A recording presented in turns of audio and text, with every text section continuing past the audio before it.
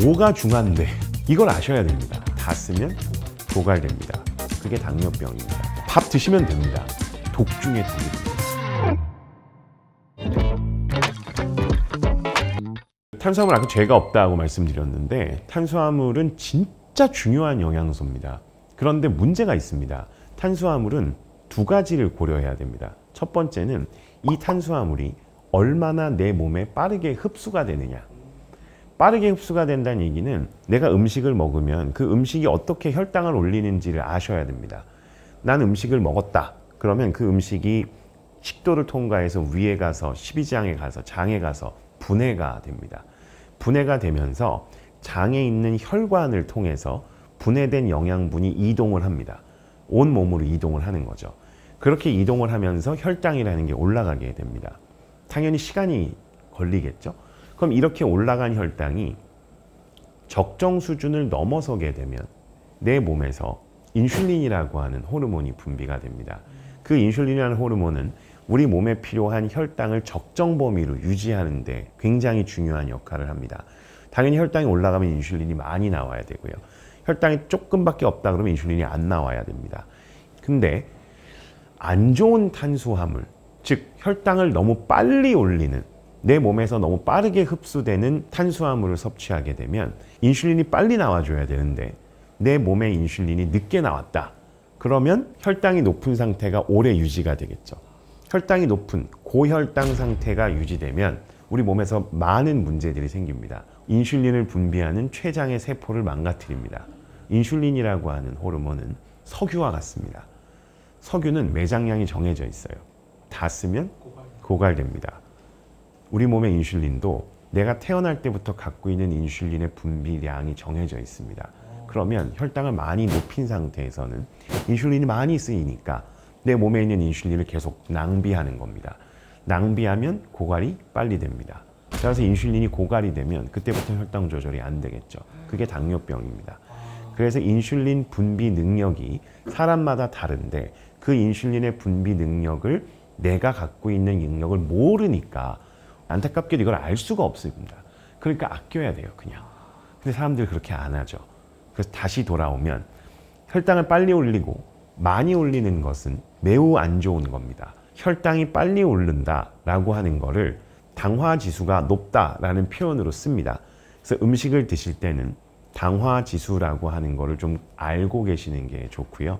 대부분의 당화 지수는 가공된 탄수화물한테서 빠르게 높게 표현됩니다. 라면 같은 데 들어있는 유탕면들, 흔히 이야기하는 음료 같은 데 들어있는 것들, 이런 것들이 가장 당화지수가 높죠. 그럼 당화지수가 높으니까 당연히 혈당도 많이 올라가고 빨리 올라갑니다. 먹는 방법도 굉장히 중요하죠. 빨리 올리는 다른 이유가 존재하겠죠. 급하게 먹는 겁니다. 천천히 씹어 먹지 않고 5분 만에 밥을 먹습니다. 그럼 당연히 음식이 들어와서 빠르게 흡수가 돼야겠죠. 소화를 막 시키니까요. 천천히 2시간 동안 먹습니다. 당연히 혈당도 천천히 올라갑니다. 그리고 조리 방법도 중요합니다. 똑같은 탄수화물이라도 어떻게 조리를 하느냐에 따라 달라집니다. 기름에 튀긴 건 당연히 탄수화물이 안 좋겠죠. 무엇과 함께 먹느냐도 중요합니다. 내가 이 탄수화물을 먹을 때 단백질 성분과 같이 먹느냐, 지방과 같이 먹느냐, 탄수화물만 먹느냐, 아니면 물과 같이 먹느냐, 국과 먹느냐, 다 다릅니다. 채소 같은 것과 함께 먹으면 흡수가 늦어짐으로써 혈당이 늦게 올라갑니다. 마지막은 순서입니다. 탄수화물을 먼저 먹을까? 야채를 먼저 먹을까? 단백질을 먼저 먹을까? 탄수화물은 중간이나 늦게 먹는 게 당연히 흡수가 늦어집니다. 배가 고픈 상태에서 뇌는 탄수화물을 원하기 때문에 우리는 먼저 탄수화물을 먹는 경향이 있는데요. 이러면 탄수화물이 빠르게 분해돼서 몸속에서 혈당을 급격히 올리게 됩니다. 이렇게 하는 것보다는 내 위나 장이 소화를 시키는 데 걸리는 시간을 충분히 주기 위해서 야채나 단백질 성분을 먼저 먹고 그 다음에 탄수화물을 먹는 게 훨씬 더 혈당을 느리게 올립니다. 그래서 이게 벌써 빠르게 혈당을 올리는 걸 막기 위한 방법들인 거고요. 두 번째에 해당하는 많이 올리는 걸 억제하려면 이게 제일 중요합니다. 나 오늘 탄수화물을 많이 먹었어. 근데 그 사람은 운동선수예요. 운동선수라서 탄수화물을 많이 쓰는 사람이에요. 그럼 당연히 그 사람은 탄수화물을 많이 먹어야 됩니다. 그리고 그런 사람들은 탄수화물을 많이 먹어도 내 몸에서 그 탄수화물을 소화시키고 분해해서 영양분을 쓸 능력이 충분한 사람들일 겁니다. 근데 그렇지 않은 사람이 탄수화물을 많이 먹으면 그건 독이 되죠. 그래서 탄수화물은 죄가 없어요. 탄수화물을 먹는 방법이 잘못됐거나 나에게 맞는 방법을 택하지 못하고 나에게 맞는 양을 택하지 못하는 게 문제인 겁니다. 과하게 먹고 빨리 먹어서 내 몸이 망가지고 그렇게 망가진 상태를 인지하지 못하니까 계속 잘못된 상태로 반복적으로 탄수화물을 섭취하게 되면 탄수화물이 독이 될 수 있죠. 한국식 식사에서 들어오는 탄수화물은 다 좋아요.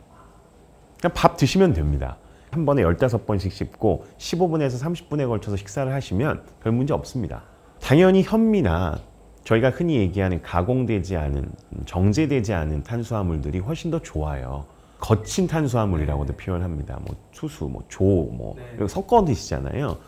그런 게 좋죠. 왜 좋냐? 소화가 안 되거든요. 소화가 느리게 됩니다.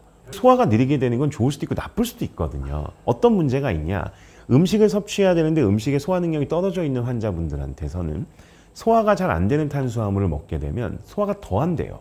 그래서 소화가 안 되니까 밥을 먹기가 싫어져요. 밥을 먹기가 싫으니까 탄수화물보다 더 중요한 게 뭐냐? 열량입니다. 열량 섭취가 줄어듭니다. 그럼 에너지가 부족해지기 때문에 영양분이고 뭐고 몸의 움직임에 필요한 에너지가 부족해지는 게 훨씬 더 치명적이거든요. 그래서 뭐가 중요한데 이걸 아셔야 됩니다.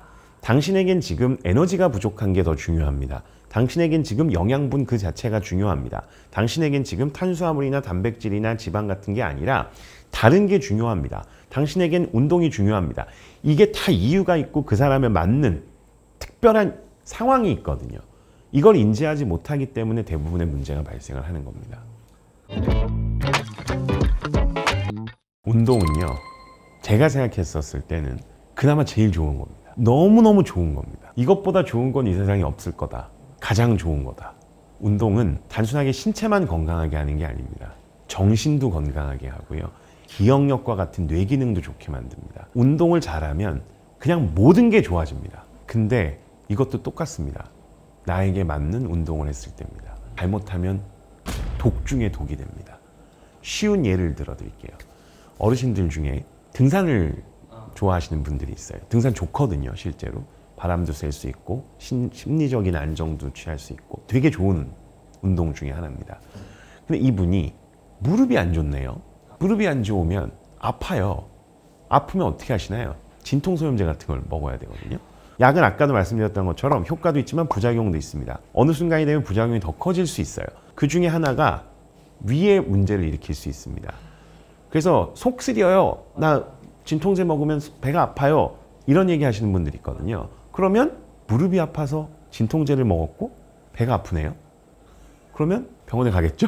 그럼 병원에서는 약을 주겠죠. 무릎이 문제가 아니라 그때부터는 위장병 환자가 됩니다. 그래서 위장병 환자가 돼서 약을 드시게 되네요. 그런데 이 약들은 위산을 억제해요. 근데 위산이 뭐에 중요하냐? 단백질을 소화시키는 데 중요해요. 약을 먹어서 단백질 소화가 안 돼요. 자, 건강해지려고 운동을 했습니다. 등산을 갔어요. 무릎이 아파요. 진통제를 먹었어요. 위가 아파요. 위약을 먹게 됐어요. 소화가 안 돼요. 단백질이 안 돼요. 그래서 난 약해졌어요. 아프다고 하면 아픈 이유를 알아야죠. 그리고 그 아픈 상태에서 할 수 있는 다른 운동을 찾아야 됩니다. 근데 이런 시기와 방법을 알긴 정말 어려워요.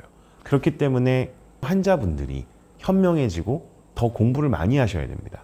그래서 관절과 관련된 문제가 있을 때는 일단 이 관절이 어떤 이유 때문에 문제가 생겼는지, 이 관절이 1차적으로 망가진 데인지 2차적으로 망가진 데인지를 봐야 돼요.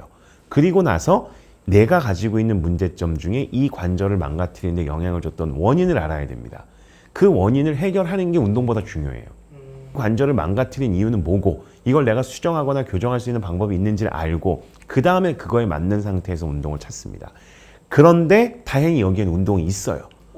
제일 좋은 운동은 수영입니다. 어떤 상황에서도 이런 관절이 나쁜 분들은 대부분 수영이 제일 좋아요. 근데 여기도 함정이 있죠. 수영할 땐 뭘 써야 되나요?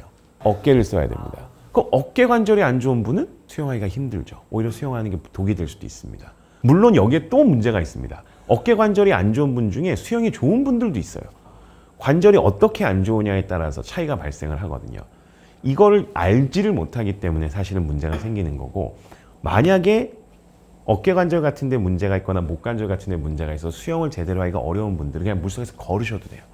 관절이 안 좋다고 하면 좋은 운동은 무조건 물에서 하는 운동입니다. 물에서 하는 운동일수록 관절의 부담이 덜하고요. 관절의 부담이 덜하니까 일반 운동에 비해서 부작용은 적으면서 운동의 효과를 얻을 수 있죠. 운동을 하는 데 있어서 중요한 거가 있습니다. 운동도 사람마다 다 달라요. 그래서 반드시 아셔야 될 게 그 양에 대한 정의를 해야 됩니다. 이게 많다, 적다. 운동을 내 몸에서 감당할 수 있는 양이 있을 거고요. 내가 운동을 해서 무언가 도움이 되는 양이 있을 거고요. 어떤 시점이 지나거나 어떤 양을 넘어서게 되면 독이 됩니다.